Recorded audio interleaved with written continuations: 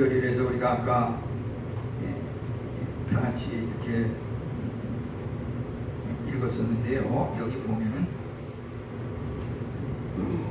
여호와를 경외하는 것은 생명이 이르게 하는 것이 경외하는 자, 여호와를 경외하는 자는 족하게 지내고 재앙을 당하지 아니하리라.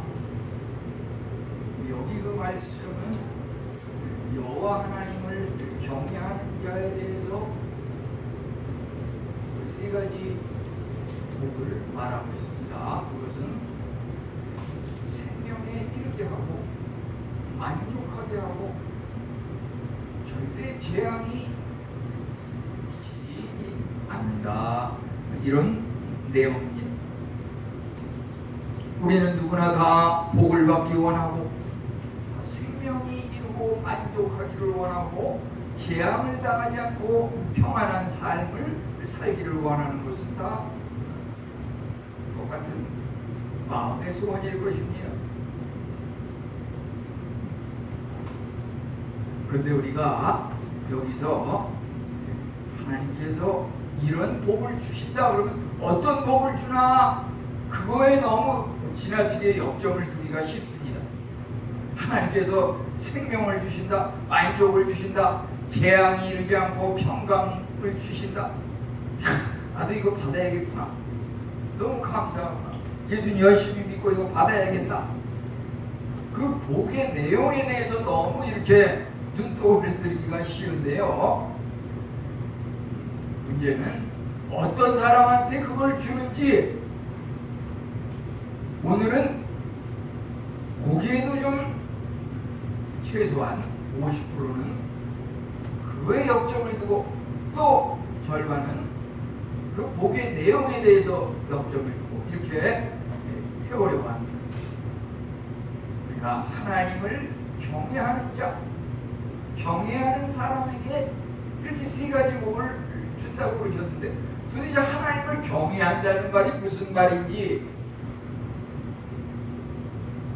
저도 그거에 대해서 정확히 알기는 어렵고 너무 막연하고 힘든 그런 구름 잡는 이야기와 같은 그런 용어인 것 같습니다. 예를 들어서 잠언 1장 7절에는 여호와를 경외하는 것이 지식의 근본이라고 하였고 또 욥기 28장 28절에는 주를 경외함이 지혜요. 이 경외한다는 말이 너무 많이 나오는데 도대체 경외한다는 말이 무슨 말입니까? 그 말뜻만 가지고 생각하면은 존경하고 두려워한다 이런 말인데요. 여기에는 기뻐하고 감사한다 이런 말이 포함되어 있으면서 동시에 하나님을 두려워한다 이것이 동시에 포함이 되어 있습니다. 근데 여기 그 하나님을 두려워하는 자에게 복을 준다 그랬을 때 그 두려워한다는 말이 사실은 두 가지가 있습니다. 내가 죄를 지어서 이미 지어서 이거 벌 받을까봐 벌벌 떨면서 두려워하는 그 악인의 공포와 두려움이 있을 것이고 또 하나는 하나님을 잘 섬기지 않고 잘 믿지 않으면 이런 벌을 준다라고 했을 때 아직 그 벌을 아직 죄를 범하지는 않았지만 내가 조금이라도 하나님의 말씀을 어기고 잘못 행하면 죄를 범하면 하나님이 이런 벌을 주겠구나. 그것이 그 벌을 받는 것이 두려워가지고 그 말씀을 따라 행하는 그 두 가지가 있을 것입니다. 그러면 예를 들어서 내가 이미 죄를 범해가지고 내가 범한 죄를 하나님께서 징계를 하고 재앙을 주고 벌을 내고 어떡하나 나 계속해서 그냥 반복해서 죄를 범하고 그것 때문에 혹시 걸리면 어떠나 들통이 나면 어떡할까 그렇게 벌을 떨면서 그냥 계속 반복듯이 죄를 반복하는 그 사람에게 생명에 이르게 하고 만족하게 하고 재앙에 이르게 하겠다는 그런 말은 아닙니다. 그래서 여기서 경외라고 하는 말의 그 의미를 정확히 아는 것이 오늘 이 말씀의 절반을 차지하는 것인데요. 우선 하나님을 경외하는 자에게 이런 복을 주신다고 했는데, 경외라고 하는 말 자체가 조금 전에 말씀드렸듯이 이미 죄를 짓고 계속 밥 먹듯이 죄를 범하는 그런 경외가 아니라, 이것을 잘못을 범하면 이런 벌을 주겠다고 하는 그 하나님의 경고의 말씀이 두려워서 올바로 살려고 노력하는 그 경외, 그것이 중요하다고 하는 것입니다. 우리 기독교가 굉장히 문제가 되는 것은 뭐냐면은, 그동안 입은 살아서 말은 잘하는데 삶은 전혀 딴판으로 살고 있다고 하는 그것이 문제가 되고 지적이 되어왔던 것을 보게 됩니다. 이러한 것들도 우리가 이 말씀을 통해서 계속 성경책도 보면 말이죠, 제가 과거에 그 신학을 공부할 때 지도교수 했던 분이 이제 그 구약학을 이렇게 권위자신데, 시편 찬요라는 것을 갖다가 최근에 이렇게 편집을 해가지고 책을 내가지고서 제가 그분을 뵀을 때 그분이 저에게 책을 선물한 적이 있습니다. 그래서 저기 시편 찬요라는 것을 저기 인해교회 저 뒤에 게시물에다가 시편 찬요, 그것은 이 구약 성경 중에서 또 시편을 최초로 서양의 그 선교사가 한글로 번역한 그 책입니다. 시편 찬요. 그것을 한번 시간이 되면 한번 관심을 갖고 보시기 바랍니다. 이렇게 그 과거의 그 옛날 고시대의 그 용어, 그런 것이 이제 자꾸 시간이 되면서 자꾸 이제 번역이 바뀌는데요. 그 바뀌는 것은 그 시대적 상황에 맞춰도 2022년에 맞춰도 좀 더 현대인에게 적용이 쉽고 정확한 그런 용어로 바뀌는 것입니다. 무슨 말씀이냐면, 예를 들어서 욥기 22장 4절에 보면은 욥의 친구들이 욥이 참으로 하나님을 경외하고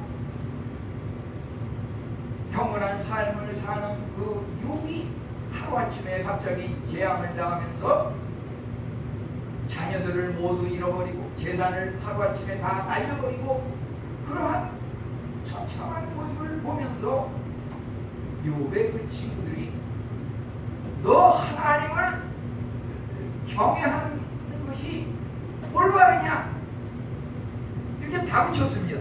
그러면서 하나님을 두려워하지 않는 욥이 죄를 범했기 때문에 네가 이렇게 갑작스러운 재앙을 당한다 이렇게 비꼬듯이 이야기했는데, 그것이 말이죠, 과거에 이 지금 우리가 보는 것은 개역개정 성경인데, 과거의 성경은 한글 개역 또는 개역 한글 성경이라고 그러는데, 거기에는 이 욥기 22장 4절이 뭐라고 되어 있냐면, 너의 경외함을 인하느냐 이렇게 되어 있는데요. 이것을 우리가 지금 대하고 있는 개역개정 성경에는 너의 경건함 때문이냐 이렇게 번역하고 있어요.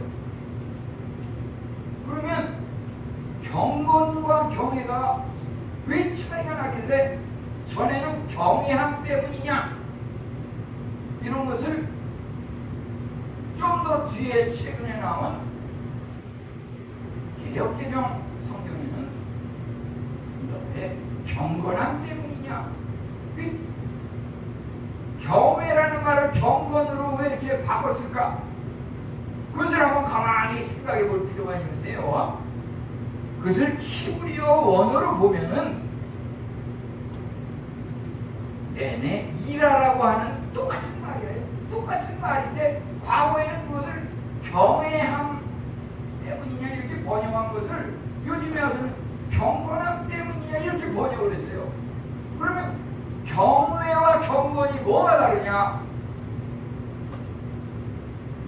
경외라고 하는 것은 마음에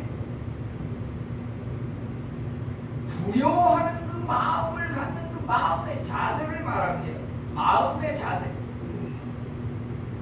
경건이라고 하는 것은 하나님을 닮아가는, 그리스도를 닮아가는, 내 자신을 부인하고 하나님을, 그리스도를 닮아가는 내 삶 속에 나를 내세우는 것이 아니라 그리스도를 내세우는 그 삶의 자세, 그것이 경건입니다.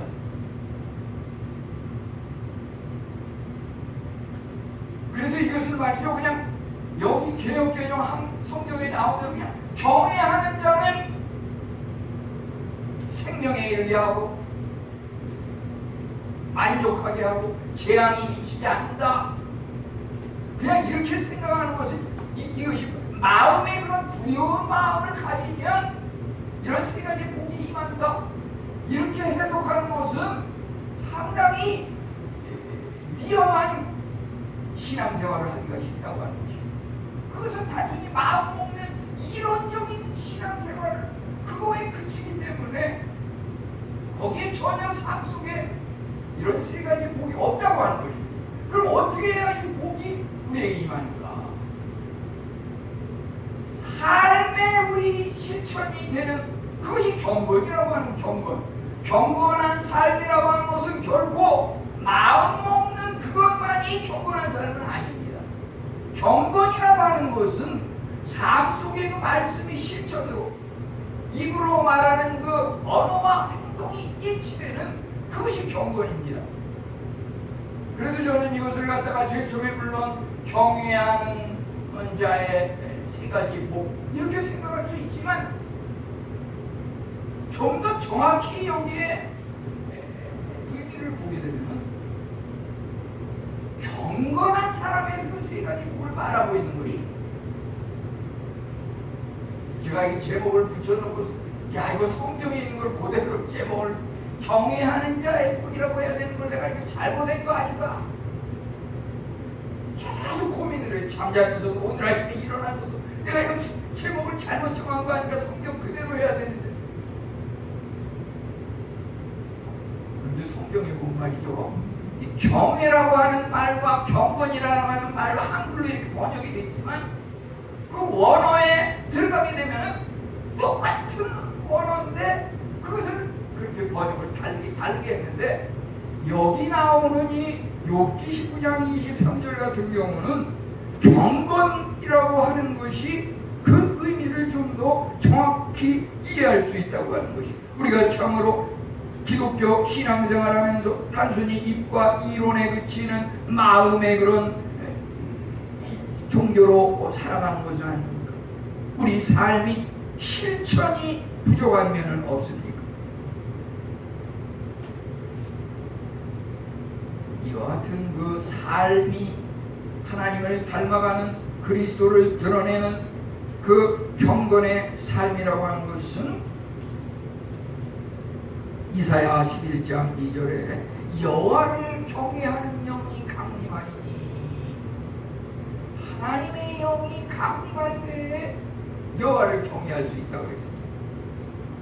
그래서 하나님을 경외하고 경건한 삶을 사는 것은 성령님께서 우리에게 주는 은혜의 성품입니다. 우리 신자 중에서 말이죠. 하나님을 믿으면 무슨 도깨비 방문이로 알고서 하나님만 믿으면 노력하지 않아도 갑자기 벼락부자가 되고 아무런 노력을 안 해도 좋은 직장, 좋은 학교에 진학하고 만들어주는 그런 분으로 하나님을 착각하고 믿는 경우는 있지 않습니까? 우리가 오늘 함께 살펴보고 싶은 것은 하나님을 경외한다는 것의 의미가 무엇인지 또 경외하는 자에게 주어지는 그 복에 대해서 이제 살펴보는데요. 우선 하나님을 경외하는 의미라고 하는 것은 이 성경에 나오는 구약의 대표적인 인물 중에서 아브라함과 욥에 대해서 하나님께서 그들을 경외하는 자라고 이렇게 인정한 것을 보게 됩니다. 창세기 22장 12절에 보면은 아브라함을 향해서 하나님께서 내가 내 아들 독자까지도 아끼지 아니하고 나를 위해서 제물로 드렸으니 이제야 내가 하나님을 경외하는 줄 아노라. 우리가 참으로 가장 귀한 것까지 하나님 앞에 제물로 드리는 그 아브라함의 그 행위를 보고서 하나님께서 이제야 네가 나를 경외하는 줄 아노라. 그러면 하나님을 경외하는 것이 무엇인지 아브라함의 그 믿음을 통해서 보게 되지 않습니까? 우선 첫째, 우리의 가장 귀한 물질, 우리의 가장 귀한 시간, 그것을 하나님 앞에 드리고 제물로 드린다고 하는 것은 바로 예배라고 하는 것이다. 예배. 욥은 어떠하였습니까? 욥기 1장 1절과 5절 보면은 욥은 온전하고 정직하여 하나님을 경외하며 악에서 떠난 자라. 그가 하나님을 경외하였다고 하는데 어떤 그 삶의 행동으로 하나님을 경외했다고 욥기 1장 5절은 말하고 있습니까? 아침에 일어나서 그 자녀들의 인원수대로 번제를 드렸으니 욥의 행위가 항상 이러하였더라. 욥은 참으로 집안의 가장으로서 자녀들의 그 한 명 한 명의 이름을 부르면서 하나님 앞에 기도하고 한 명 한 명을 위해서 하나님 앞에 제물로 드리는 그러한 것이 말이죠. 그냥 일시적으로 기분에 따라서 잠깐 하고 만 것이 아니라 욥의 행위가 항상 이러하였더라. 항상 이러하였더라. 우리가 집에서 말이죠, 내가 가장인데 나를 무시해, 그 백날 얘기해봤자 소용없어요. 이 욥처럼 말이죠, 가족 식구 한 명 한 명을 위해서 하나님께 기도하고 하나님께 제물로 드리고, 정말 그 한나가 사무엘을 낳았을 때 하나님 앞에 서원하기를 아들을 주시면 하나님 앞에 평생 드리겠습니다 라고 한 것 같이 하나님 앞에 자녀들 이름 한 명 한 명을 부르면서 그들의 평안과 또 죄를 지면 용서해 주세요, 죄를 짓지 않게 해주세요, 한 명 한 명 이름을 부르면서 그러한 아침 제단을 항상 날마다, 그것이 바로 욥이 보인 경외하는 자의 삶이라고 하는 것입니다. 이제 우리는 아브라함에게서 또 말씀 순종과 실천을 볼 수 있는 것은 창세기 12장 1절에 내가 고향과 친척과 아버지의 집을 떠나 내가 너에게 명한 곳으로 가라고 이렇게 말했을 때 아브라함은 여호와의 말씀을 따라갔고, 하나님께서 그 말씀하실 때 거기에다가 어떤 토를 달지 않았어요. 고향과 친척과 아비 집을 떠나 내가 너에게 지시한 땅으로 가라 라고 말하였을 때 하나님 친구와 지난 약속이 있는데요, 하나님 이런저런 사정이 있는데요, 그런 어떤 특권을 다는 것이 아니라 말씀을 따라갔고 이렇게 말하고 있습니다. 요한계시록 1장 3절은 말씀을 읽는 자와 듣는 자와 지키는 자가 복이 있다고 했습니다. 우리 경건한 자라고 하는 것은 말씀을 읽고 말씀을 듣고 순종 실천하는 것이고 말씀과 행동이 일치하는 사람입니다. 이러한 것이 단방에 하루아침에 생기는 것은 아닙니다. 디모데전서 4장 7절은 경건하도록 내 자신을 연단하라. 끊임없는 훈련과 연단을 통해서 경건한 삶이 사라질 수가 있는 것입니다. 우리 새벽제단을 쌓는 것, 주 앞에 가장 가까운 곳에 가셔도 좋아요. 인해교회에 직접 출석하시면 더 좋고요. 안 하던 거 시작하면은 하루 종일 머리가 멍하고 몸이 피곤하고 도저히 정신을 차릴 수 없을 정도로 이거 도저히 못 갈 게 아니구나, 나한테는 내 체질에 안 맞나 보다 이렇게 생각할 수도 있겠지만은, 예를 들어서 한 3개월쯤 매일 나오면서 내 몸의 상태와 마음의 변화를 관찰해보면 새벽제단에 그 나오는 그것이야말로 내 삶에 있어서 가장 편안하고 가장 기쁨이 넘치고 정말 쉽고 얼마나 중요한 시간인지 깨닫게 된다고 하는 것입니다. 우리 또 고넬료 군대 백부장 사도행전 10장 1절 2절에 보면은 고넬료라고 하는 사람이 그가 경건하여 온 지방과 더불어 하나님을 경외하며 백성을 많이 구제하고 하나님께 항상 기도하였다고 했습니다. 여기에 보면 특별히 고넬료라고 하는 사람이 경건하여 하나님을 경외하며 이렇게 말하고 있습니다.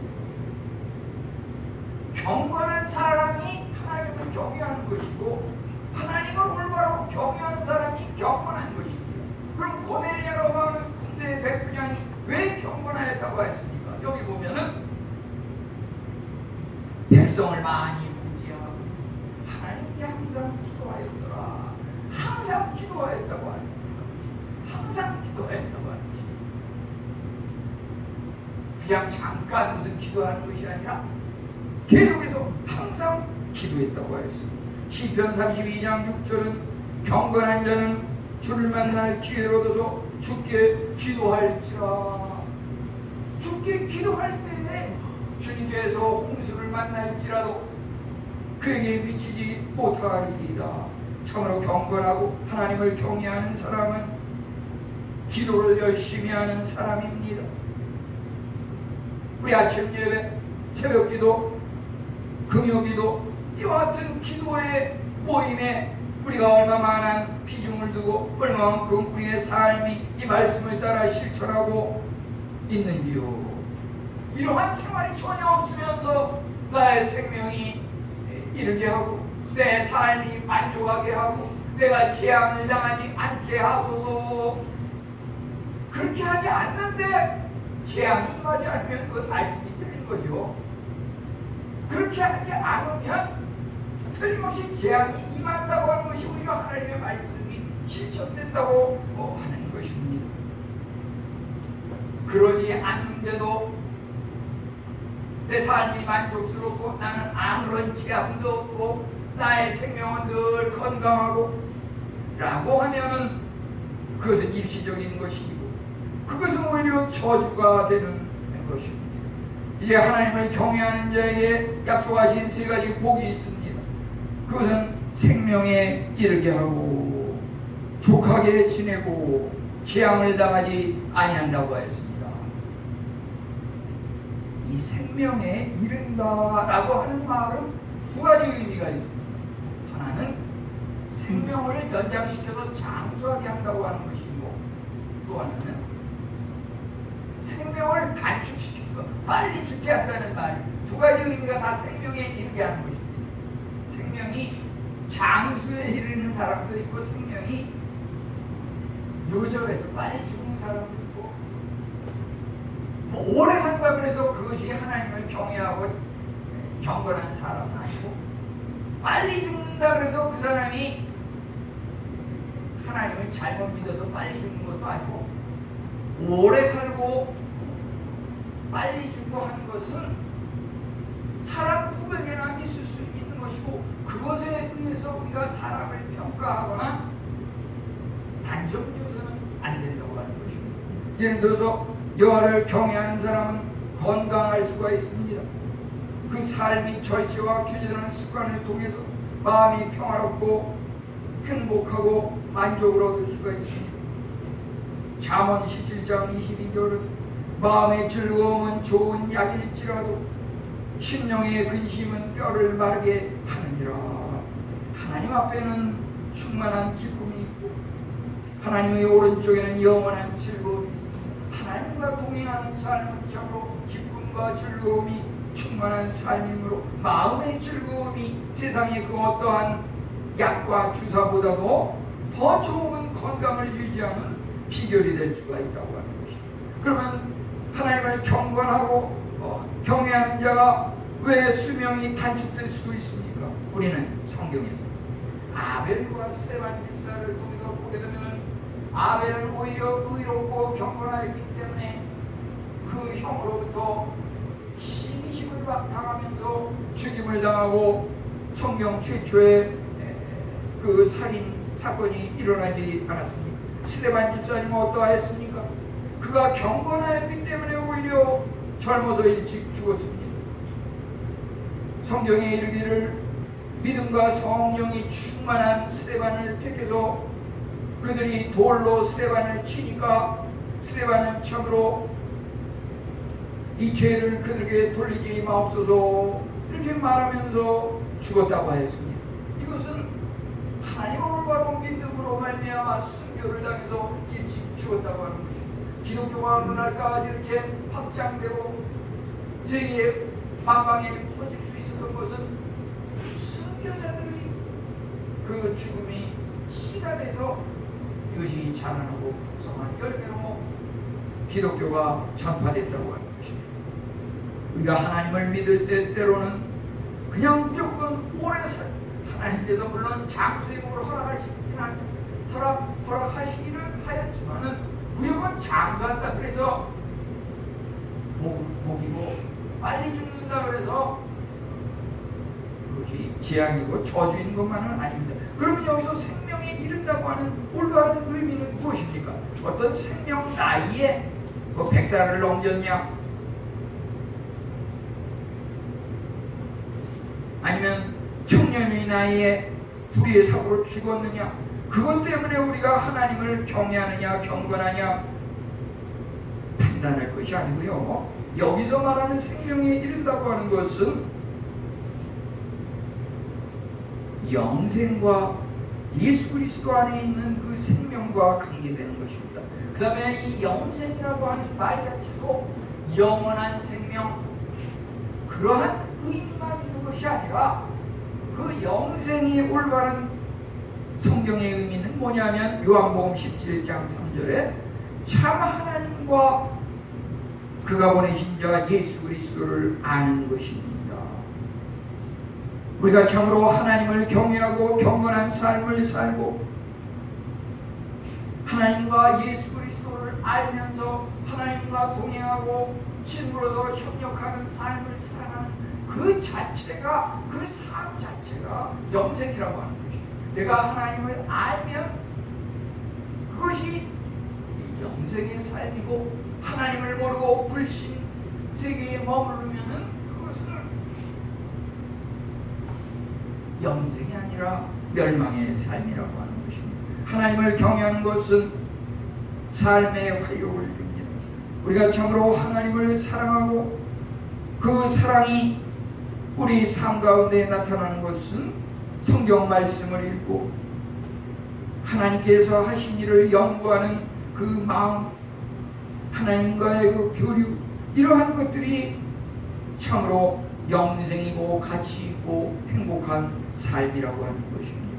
우리가 참으로 하나님을 경외하고 경건한 삶을 삶으로써 족하게 지낸다고 하는 것은 무엇입니까? 참다운 만족이라고 하는 것은 재물과 명예와 육신의 어떤 건강, 그것이 우리에게 진정한 만족을 주는 것이 아니라 우리 삶의 존재의 이유와 목적을 알 때 그 마음속 깊은 곳에 참으로 만족함이 있다고 하는 것입니다. 삶의 이유와 목적에 대해서 정말 그것을 아느냐 모르냐의 만족의 유무가 결정된다고 하는 것입니다. 오늘 1888년 인류 역사상 최초로 다이너마이트를 만든 그 유명한 사람의 기록을 알고 있습니다. 그 알프레드 노벨이라고 하는 사람이 다이너마이트를 만들었는데 이것을 통해서 일약 그 이름이 유명해지고 엄청난 돈을 모으는 부자가 되었습니다.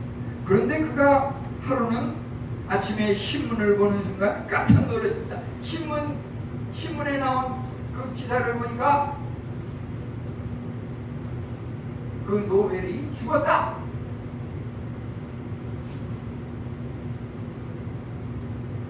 사람을 더 많이 더 빨리 죽일 수 있는 그것을 만들어서 떼돈을 번 그 죽음의 상인 노벨이 죽었다. 이런 기사가 실렸던 것이죠. 자기는 많이 살아있는데 신문의 그 기자가 잘못 알고서 그렇게 기사를 냈는데 사실은 그 형이 죽은 것을 갖다가 그 동생 그 노벨이 죽은 걸로 그 기사가 잘못 난 것이었습니다. 이 노벨은 그 글을 읽는 순간 한편으로는 그 기자가 믿고 억울했지만 그 기사를 보면서 깊이 생각에 잠겼습니다. 내가 과연 다이너마이트를 만들어서 유명해지고 돈을 번 것은 좋은데 도대체 내가 무슨 목적으로 이것을 만든 것인가? 이것을 만들어서 더 많이 더 빨리 사람을 죽이는 이러한 것에 이용됐다고 하는 것인데 그저 아무리 돈을 많이 벌고 유명해진들 그냥 죽으면 끝인데 이런 생각이 드는 순간 그의 삶의 존재의 이유와 목적을 다시 생각하게 되었습니다. 내가 지금까지 명성을 얻고 큰 돈을 벌었는데 이것을 하나님과 이웃을 위해서 기부하면서 전 재산을 이웃을 위해서 사용하겠구나 이런 다짐을 하게 되었습니다. 오히려 신문에 잘못난 것을 보고서 그 기자를 원망하고 소송을 걸고 그런 게 아니라 손해배상을 청구하고 그런 게 아니라 그것을 보고서 자기 삶의 존재와 이유를 전혀 바꾸게 되는 그런 계기로 삼았습니다. 알프레드 노벨이 참으로 노벨 평화상이 시작된 그 이유인 것입니다. 돈을 번다면 무엇을 위해 버는지 우리는 그 목적을 알아야 할 것입니다. 하나님과의 연합이야말로 우리가 참으로 우리의 삶을 만족하게 사는 그 중요한 것입니다. 그리스도를 통해 하나님과 연합할 수가 있습니다. 우리에게 참으로 하나님을 소유하고 하나님을 믿는다고 하는 것 그 자체가 하나님 자신이 우리에게 가장 큰 상급이고 우리의 가장 큰 몫이라고 하는 것입니다. 여호와를 경외하라. 여호와를 경외하는 자에게는 부족함이 없도다. 시편 34편 9절은 하나님을 경외하는 자는 부족함이 없다고 하였습니다. 빌립보서 4장 13절은 내 능력 주시는 자 안에서 내가 모든 것을 할 수 있느니라. 우리가 하나님을 믿게 되면 그리스도 안에서 그 무엇도 다 할 수가 있기 때문에 만족한 삶을 살 수 있다고 하는 것입니다. 이제 재앙을 당하지 않는다고 하는 것은 무엇입니까? 하나님을 경외하고 경건한 삶을 산다 그래서 재앙이 전혀 없는 것은 아닙니다. 하나님을 잘 믿고 경건한 사람도 때로는 고통과 염려와 슬픔에 빠질 수 있고 때로는 우리가 해나가고 있는 이 사업이 실패할 수도 있고 몸이 또 갑작스러운 질병으로 어려움을 당할 수도 있고 그것이 꼭 악인만 당하는 것이 아니라 하나님을 경외하는 경건한 사람도 그러한 것이 임할 수가 있는 것입니다. 그런데 문제는 우리가 참으로 하나님의 말씀을 가질 때 성령의 검 하나님의 말씀이 우리로 하여금 그 악으로부터 우리를 보호하시고 우리를 지킨다고 하는 것입니다. 여기에 그 하나님을 경외하는 자는 재앙을 당하지 아니하느니라. 재앙을 당하지 아니하느니라. 이것을 좀 더 쉽게 번역하게 되면 여기에 그 악으로부터 보호해준다. 악의 세력으로부터 침범당하지 않는다. 이렇게 이해하시면 되겠습니다. 하나님께서 택하신 자들은 참으로 악으로부터 놀라운 구원을 받을 수가 있습니다. 고난이라고 하는 것, 징계라고 하는 것, 그것이 하나의 훈련의 학교이고 위장된 축복이라고 하는 것입니다. 우리는 오히려 그 고난과 징계를 통해서 더욱더 하나님을 깨닫고 하나님의 살아계심을 깨닫고 은혜를 체험하게 된다고 하는 것입니다.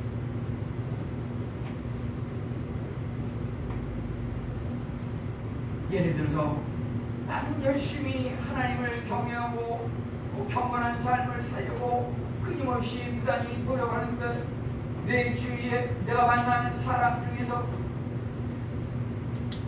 나 자신에 대해서 동조하지 않고 나 자신을 오해하고 너 자신에게 어떤 누명을 씌우고 너 자신에게 어려움을 이렇게 해보지 않은 그런 사람이 주위에 있게 됩니다.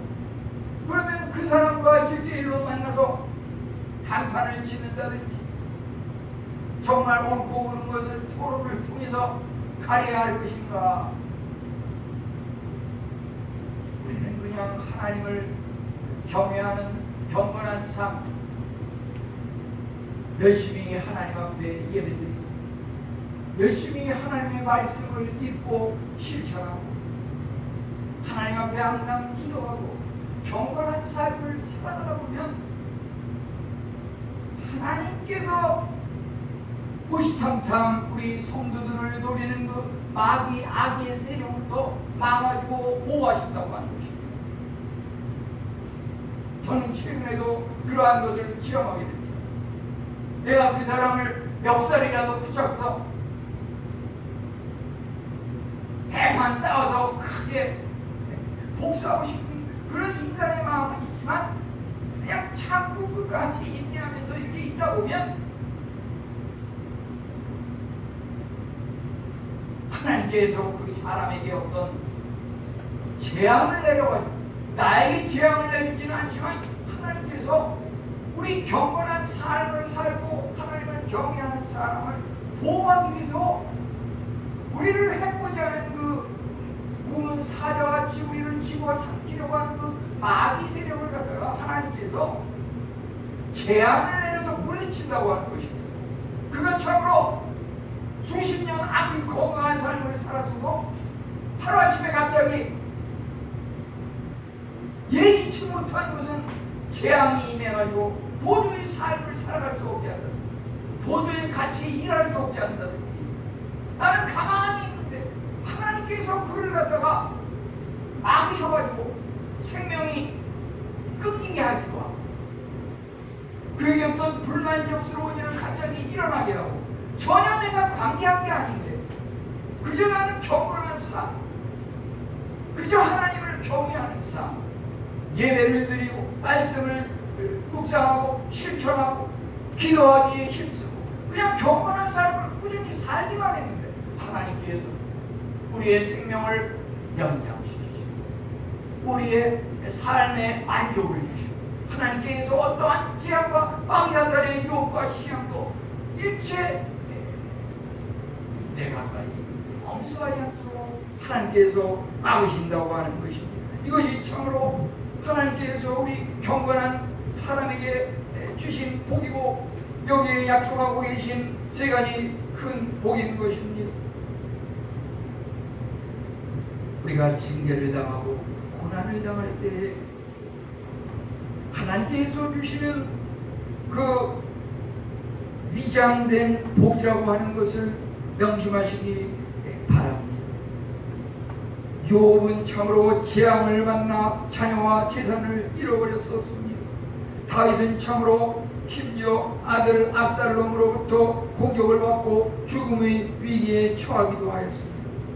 하나님을 경외하는 경건한 자 욥과 다윗은 이렇게 생명의 위태함을 당하는 고난과 징계가 있었지만 주님을 경외하는 한결같은 믿음으로 승리하였던 것입니다. 여기에 약속한 것, 경외하는 자, 경건한 삶을 살아가는 그에게 약속하신 생명과 만족과 재앙이 일체에 임하지 않는 이와 같은 약속의 말씀의 복이 우리 성도님들에게 지금부터 영원토록 충만하시기를 축원합니다.